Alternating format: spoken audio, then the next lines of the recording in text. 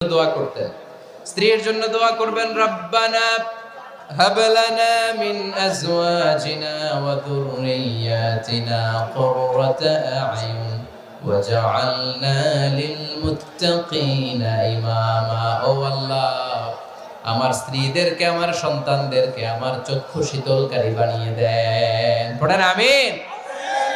আল্লাহ আমার স্ত্রীকে এমন বানান, স্ত্রীকে দেখলেই যেন আমার হৃদয়টা প্রশান্ত হয়, আমার চোখ যেন জুড়িয়ে যায়। এই 10টা দায়িত্ব স্বামীর সুখী দাম্পত্য জীবনের জন্য। স্ত্রীর দায়িত্ব আজকে বলার সুযোগ হলো না, অন্য কোথাও অন্য কোনো মাহফিলে এই বিষয় নিয়ে আলোচনা করব যে একটা সুখী দাম্পত্য জীবনের জন্য স্ত্রীকে আল্লাহ কি দায়িত্ব দিয়েছে।